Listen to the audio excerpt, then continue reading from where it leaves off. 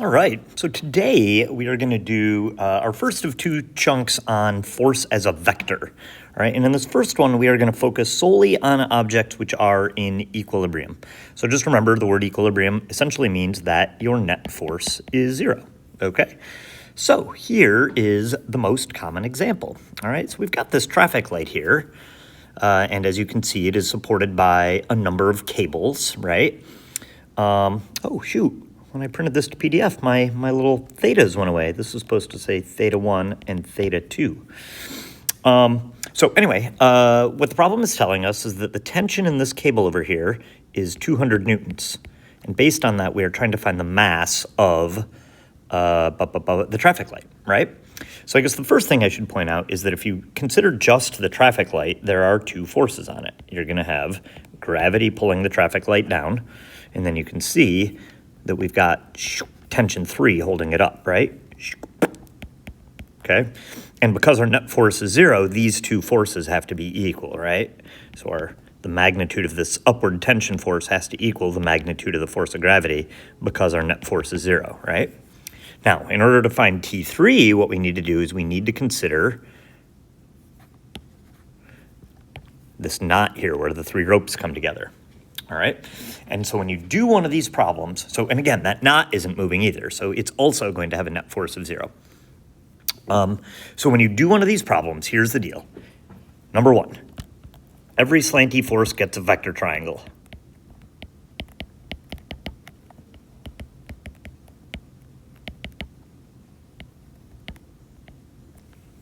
Okay, so draw a vector triangle for each one of the slanty forces. Number two, make a clean free body diagram with no slanty forces. All right. Then, essentially, we're going to boil down to two things. We know that our net force horizontally has to be zero because the traffic light is not moving left or right. We also know that our net force vertically is zero because the traffic light is not moving up or down at all. All right.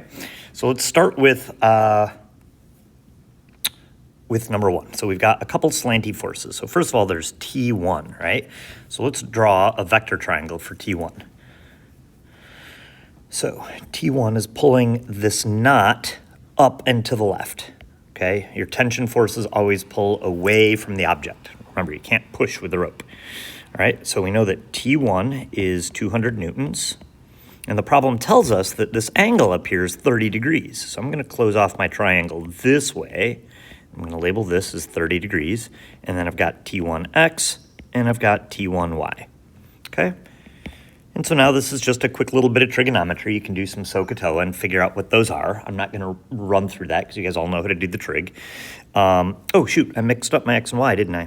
This one's T1x, and this one's T1y. So if you do the trig, it turns out that T1y is 100 newtons, and T1x is 173.2 newtons. Okay, so that's T1. So now I'm going to do the same thing for T2. T2 points this way, right? Oh, maybe I should use a different color. We've already used blue. So here's T2, right? So I'm going to draw a vector triangle for that. T2 goes this way. I'm going to close it off this way so that it includes the 50 degrees. Here's T2x, and here's T2y. Now, there, I don't know any of those values, so I'm kind of done there. All right, so we've now completed this step. Every slanty force gets its own vector triangle.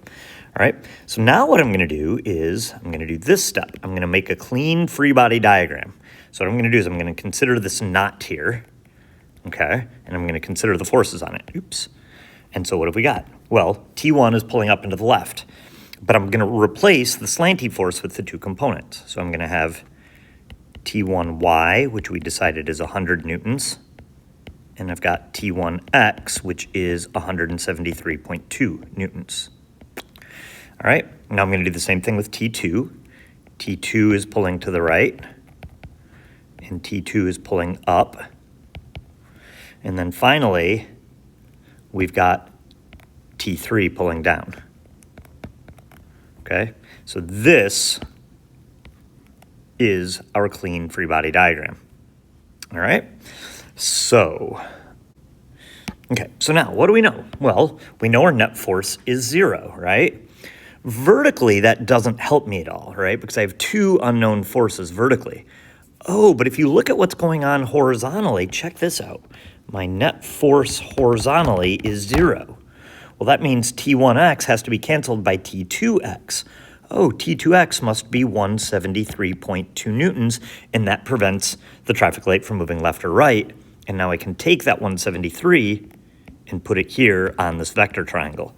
And now I know a side and an angle, so now I can do trig and find the other information, okay?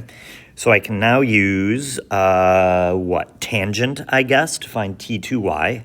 It turns out to be 206.4 newtons. And you could certainly, if you wanted to, do the Pythagorean theorem and figure out T2. I'm not going to worry about it because the question doesn't ask us for it. So now, I just found T2y. I can put that on my drawing over here, 206.4 newtons, right?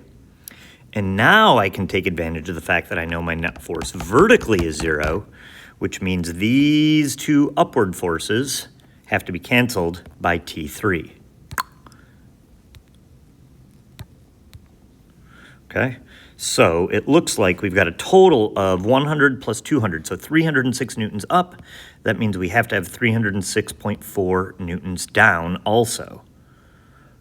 Oh, cool, so that's the tension in rope 3, which means the tension over here is 306.4 newtons, which means the force of gravity is 306.4 newtons. So I can divide by 9.8 to find my mass is 31.3 kilograms. Okay? Now, a couple words of caution.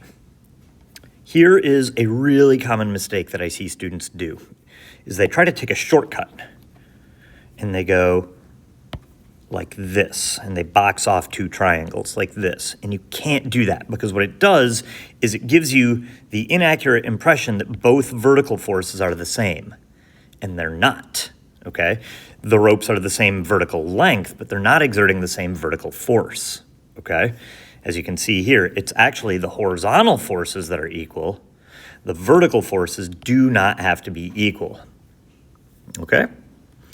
So that is problem number 1. Now, on our next page, we have the same drawing, but this time we're given different information. Once again, my thetas have mysteriously disappeared for some reason. So this time I've given you the mass of the traffic light, and we're trying to find our two missing tensions. Okay, so here we go. Let's once again start with our traffic light. We know it's 40 kilograms. So I can go, my gravity has to be 392 newtons, and I can see here it's supported by T3, and since the traffic light isn't moving up or down at all, T3 also has to be 392 newtons, okay? But how does that help me find T1 and T2? So once again, I have two slanty forces. I've got T1 going this way and T2 going this way. So let's go ahead and draw those vector triangles. Every slanty force gets a vector triangle. So here's T1, my 30 degrees is here. Here's T1y. Here's T1x. Similarly, here's T2. Here's the 50 degrees. T2x, T2y. All right, and then I can come down here and I can make my clean free body diagram for that knot. So there's going to be T3 pulling down, which I know is 392. And then I've got T2y pulling up and T2x pulling to the right. And I've got T1y pulling up and T1x pulling left. But I'm kind of stuck. I don't know anything else about either of these two triangles. Okay, so this is tricky. So here's what we're going to do. We're going to create a system of equations. Okay. If we knew what T1 was, what we would do is we would find, if we knew what T1 was, the first thing we would do is we would find the x and y components. And how would we do that? Well, we would use cosine to find the x component. So this is T1 cosine 30. Cosine of 30 is 0.866. So this is 0.866 times T1. Okay. Similarly, T1y would be T1 times the sine of 30 degrees.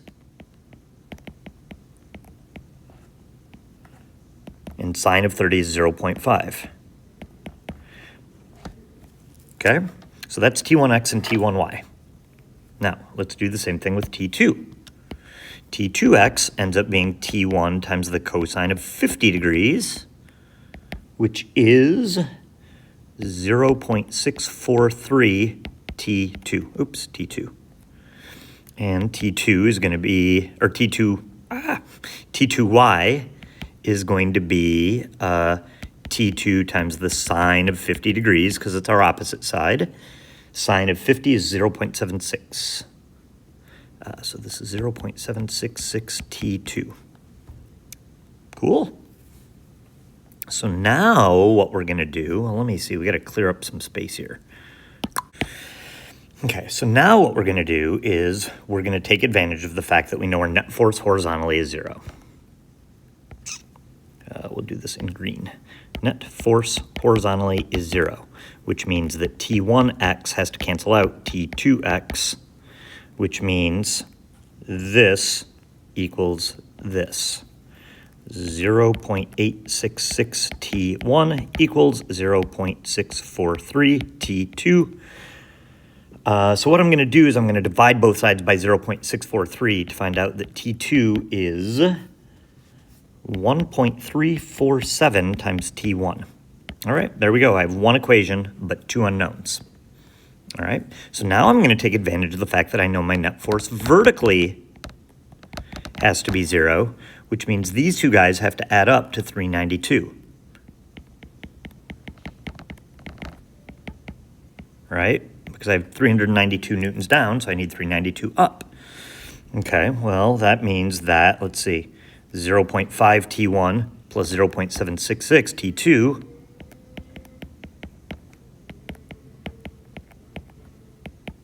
equals 392. And you can see where I'm going now. Hopefully I'm going to do some substitution.